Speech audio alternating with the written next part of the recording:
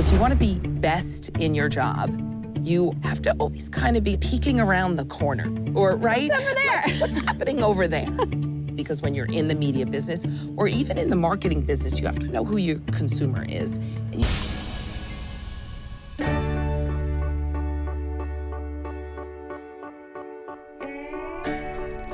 So let's start where it all began with your mom. You say that she was an incredible inspiration to you. She's a first-generation Italian-American immigrant. She didn't have the good fortune to go to college. She raised 3 daughters and made sure that each of her daughters focused on an education so we could each be financially independent. I continue to think that I owe her, and it helps push me and drive me. You chose media. What drove you to media? I know, it sounds crazy. In college, I gravitated towards communications. I was very interested in content and content's influence on culture.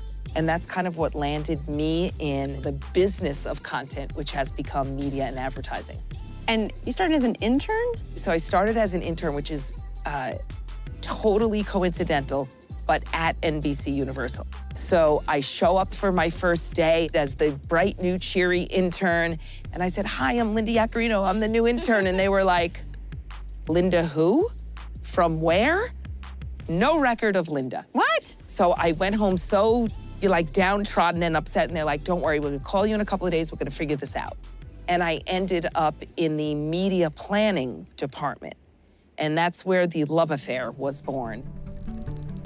Your 4th time then at NBCUniversal, your job was to, no small thing, but just transform the entire company. I'm not exaggerating, 15 different sales teams. But the fascinating thing was all of those sales teams were calling on the same clients. So we were so difficult to do business with, so we aggregated all of our teams for scale and become more like one point of entry and therefore drive bottom line revenue, which end of this year, end of 21, will be my 10th anniversary at the company. Oh, so we've been on a really good trajectory. How did that feel? Were you lonely? You learn very quickly that culture is everything, and the culture of your team, particularly in the face of change. And it's hard. It was scary for my team, so it was very difficult. You had to make sure that I looked confident to them, even when inside I was nervous, I was a little scared. I wanted to be a good leader. I also wanted to perform for my new bosses. So that's where the loneliness came in. Because when I went home from work at night, it was the only time I could let my hair down. And I remember it was the first anniversary of my tenure at NBCUniversal, and I went out to dinner with my husband, and I burst into tears. And he's like, what's wrong? Like, this is the loneliest job I've ever had, but it was also kind of provided like a breakthrough, because then you started having more good days than bad days. You started seeing progress. You started seeing your team kind of rally alongside of you. You know, little by little, the culture got better, and then you feel like I have an army of people that we're all really agreed on our vision, and it feels great. You have to invest in that every single day because the culture is what defines the success of your team. It's so powerful when leaders share those vulnerable feelings because people get intimidated. What advice do you have to marketers or business leaders looking to have those lessons that you learned? It takes a point till you get into your career when you feel comfortable enough showing that vulnerability. Many of us grew up in a time there was this ad campaign that was, I think it was for a deodorant, and it said, never let them see you sweat. Oh, yeah, I remember that. Right? Yeah. You remember that. So showing your vulnerability actually lets your teams see that you're human, and it actually invites them to share their advice. But seeing you as human is really important too, because you don't have all the answers. And as a leader, and I talk to my teams about this all the time, you wanna invite contribution and you wanna develop your plan together, right? So your whole team can lean in and contribute to the success. Marketers, you know, we don't have all the answers. And I know like NBCUniversal, particularly in the US, is the biggest media company, but we can't give you everything you need. So help me learn what else you need, and that's where partnerships come in.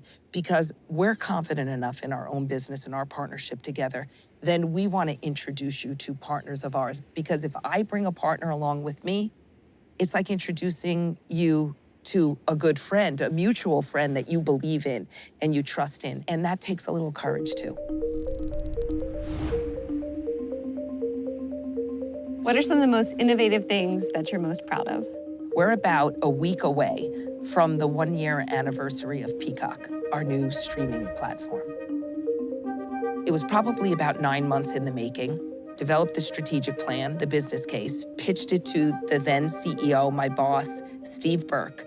It got greenlit in the room, and that was a 9-month project of my entire team. And to jump into a pool with Netflix or with Disney Plus or with Hulu and say, this is our stake in the ground. I burst, if you couldn't tell, I burst with pride that I was able to partner with my team and bring that to a successful launch in the market. So when you're looking at the screen on your hand, you're getting the ads that you want when you're in that type of environment. And we wouldn't be able to do it if we weren't investing in the technology infrastructure to improve the viewing experience for viewers that have unlimited choice, feeding them the advertising and the content that they want.